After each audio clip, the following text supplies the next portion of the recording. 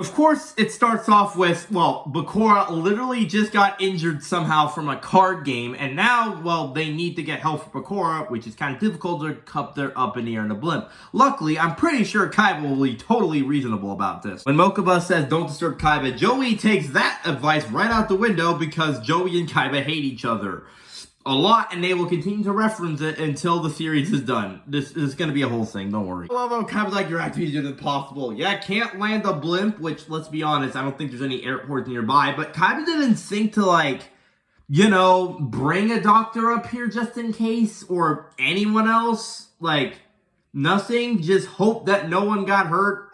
He's not going to land a plane because someone got injured. I feel like if Bakura would sue Kaiba, that's what he would do after, because he didn't get any medical help right after. Just do what you make do, I guess. Sure, Kaiba has taken more risk than anyone, but I feel like he's been taking a little bit too much. You're lucky Yuki didn't do anything bad or, like, do anything to you after you literally put his grandpa in the hospital and rip up one of his cars and almost let one of his friends die.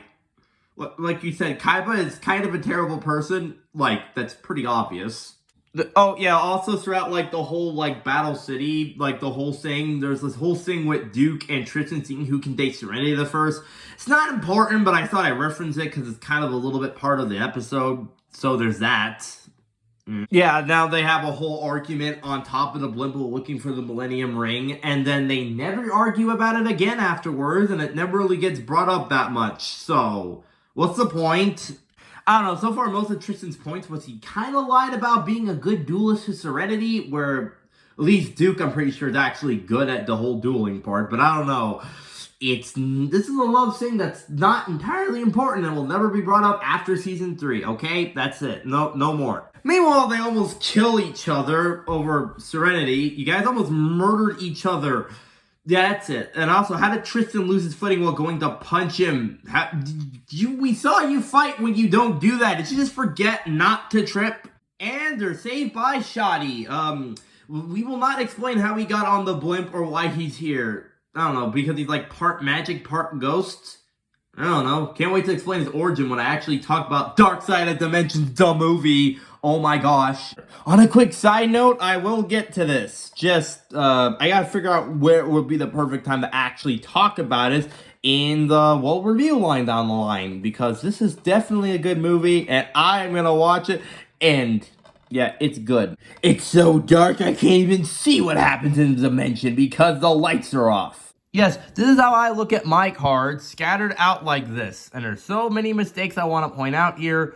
Like, why the heck is Cyberjar a spell card, where we all know it's not? And why the hell do you have, like, the Relinquish Ritual spell card in his deck where he doesn't even have that? Yeah. And also to show that the God card is very important, we need to put it in the middle. I hope that Change of Heart over there is actually a spell card and not a monster card, because that's a lot of mistakes. Not big, but oh my gosh. Meanwhile, Shoddy Luigi's mansions his way into the room because he can just do that. Yeah, he's magic. Don't forget that part.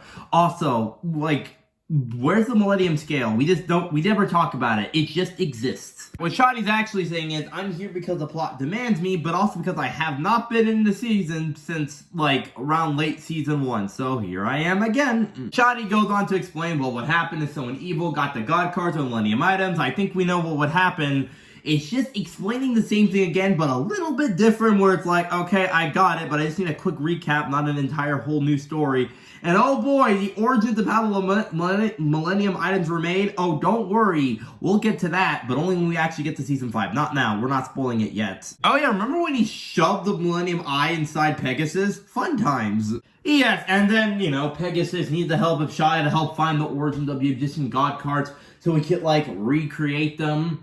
Because apparently recreating dark magic in the Yugioh universe is completely fine for hours. And also the guy with the camera who will totally make this into a documentary for like a 2-part series on Netflix. Like, how does Pegasus just know what the God cards are from the tablet? It's not like he can read Egyptian, or can he? I mean, it's not like there's a label underneath that says, here are the Egyptian God cards with all their names. Because of Egyptian magic or something, I guess the tablets of the God cards interfered with, like, technology and all that. Or something. I don't know. Look, I don't know how Egyptian magic can affect technology, but you do you, series. And yeah, seeing Slifer on a building like that just looks freaking cool as heck. I'm gonna admit it, looks amazing. It'll make you wonder, if you're stealing power, why not just bury it in some random place in the middle of the desert in the sand? No one's gonna look there.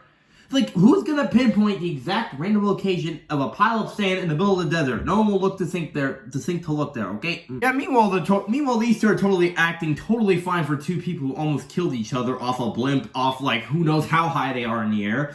But hey, all's in good times. That's the episode. Now we will actually get back to some more, well, dueling next episode. It's time for Odeon, aka Fake Merrick, going up against Joey in a 3-parter in the next episode. And yes, blimps are very cool, okay? I'll see you on the next time for more Yu-Gi-Oh! Anime. See ya!